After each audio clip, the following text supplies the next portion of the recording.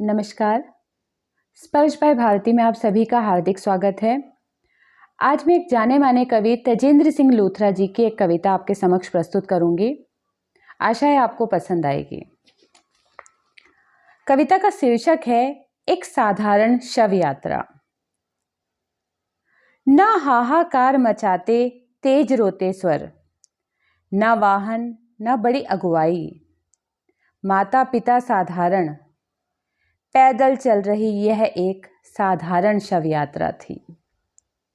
वाहन पर लेटा शव खुद को शव ही समझता, पर तेजी से बदलते अनगिनत कंधों के बीच हिचकोले खाते शव को अपना बचपन याद आ रहा था। ये शव कुछ बरस पहले बचपन लांघी लाडली का था। माँ फफक कर रोती थी, बार बार पूछती थी, ये कैसे हो सकता है, ये मुझे छोड़कर कैसे जा सकती है। अभी सुबह तो बोली थी शाम को बाजार चलेंगे। पिता के आंसू अब तक पथरा चुके थे।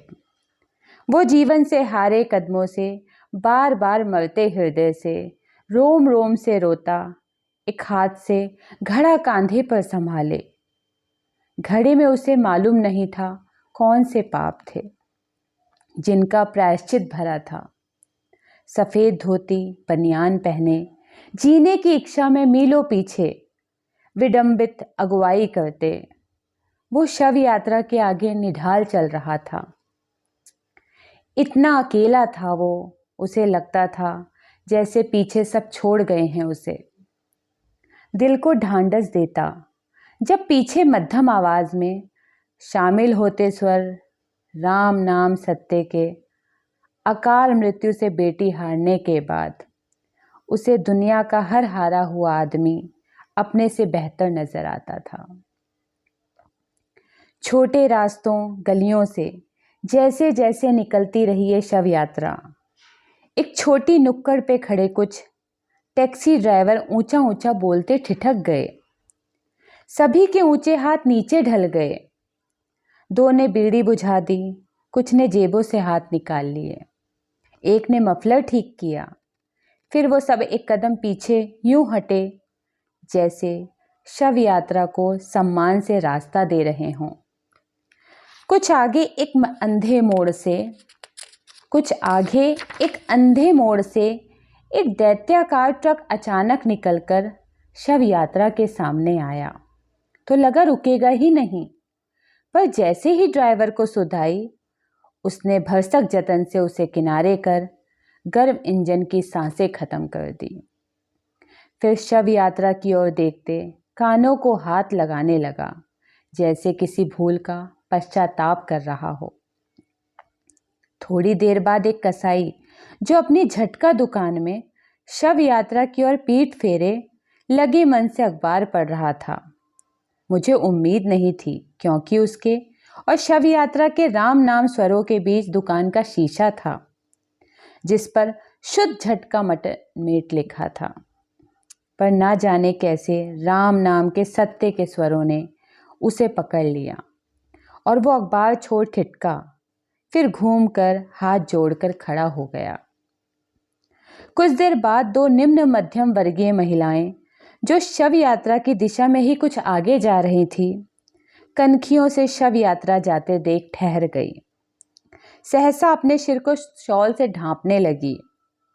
थोड़ा और आगे झोपड़पट्टी के गंदे बच्चे खेलते खेलते सहम गए और गली के किनारे जमा हो शव यात्रा को टकटकी लगाए देखने लगे। एक दो ने चुपचाप अपने एक एक हाथ से सिरों को ढक लिया। रोती माँ को बीच रास्ते ही से वापस कर दिया गया। औरतें शमशान नहीं जाती। बीच रास्ते ही माँ को बेटी की अर्थी विदा करनी पड़ी। शव यात्रा के अंतिम पड़ाव से थोड़ा पहले एक दिहाड़ी मजदूरी जैसा आदमी जो शव यात्रा की ओर आती चढ़ाई पर साइकिल चढ़ाने की कोशिश कर रहा था, अचानक नजर पड़ते ही ब्रेक लगाने के प्रयास में हकबकाकर साइकिल से लगभग गिर पड़ा। फिर एक पांव से सड़क छूकर थोड़ा संभल कर साइकिल को अपने बदन से भींचा। सड़क के किनारे नाली से पूरा सट गया। एक हाथ बचाकर उसे बार बार माथे फिर छाती से लगाकर एक शटल से चलने लगा। इन सब हैरानियों के बीच शव यात्रा शमशान तक पहुंच गई। लोग अपने आप लकड़ी के बड़े बड़े गट्ठे उठाकर चिता सजाने लगे। किसी को दोबारा गट्ठा उठाने का मौका ना मिला। बेसुध पिता को जाने किसने हाथ पकड़कर शव की परिक्रमा करवाई और सहारा देकर घड़ा पुटवा दिया। किसी ने एक जलती लकड़ी दी पिता के हाथ में और चिता को अग्नि दिलवाई। फिर धीरे धीरे लोग पैरों के बल जमीन पर बैठ गए और कुछ चिता के आसपास बनी छोटी छोटी दीवारों पर।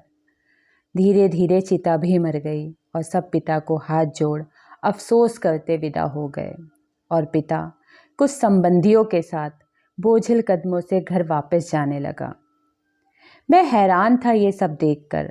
न कोई हॉर्न बजा बेचैनी से, न कोई वाहन गुजरा फर्राटे भरे तनाव से, न किसी ने कार के शीशे चढ़ाए हुए तृष्णा से, न किसी ने अपने बच्चे की आंखें बंद की किसी आशंका से, न किसी को रास्ता देने शव यात्रा को सिकुड़ना पड़ा। सहसा मुझे महानगरवासी को ध्यान आया, मैं एक कस्बे से बस थोड़े बड़े शहर में हूँ। आशा है ये कविता आपको अवश्य पसंद आएगी। धन्यवाद।